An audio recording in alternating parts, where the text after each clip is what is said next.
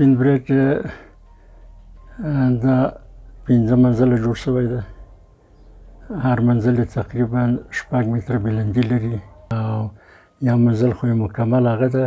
دغه د لاندې منزل ته به ورغلی دا د ده د استوګنې ځای و، دا د موږ د خوشحال خان او هغه پاسې کفترخانه خو هغه هم د ده د استوګنې ځای و.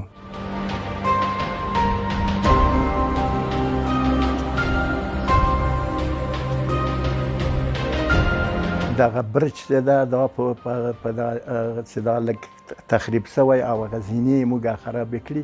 دغه د تنظیمو جنګونه د حزب اسلامي او د نورو تنظیمو چې دلته دوی قرارګاه درلوده، دا په سر کې دا شکایي کې و لپاره به اوان به هم چې راته و توپ به دیسي به هم چې راته په هغه کې لیکل بیا لپاره د دې چې دا یو تاریخي ځای و چې دا بیخي وران نه شي. دا تاسې به لیدلی وینئ چې هغه ځای لږ خراب شوی هم ده.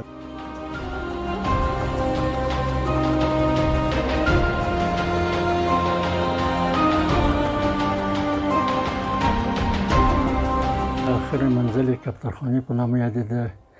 دا چې نظر په دغه انقلابي شرایطو جنګو حالاتو باندې موږ له کلا مهاجر شو او دغه برج موږ ډېر تهدیدولو. بیا دا یو منزل زینې یې موږ غورځولي دي، شاید ورختلی به یې لیدلی به دي.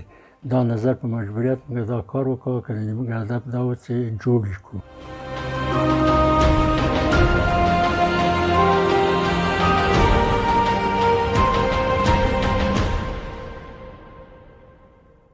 یو آبادات تاریخي دی، دا باید د امارت اسلامي افغانستان هغه وکړي، کمک وکړي.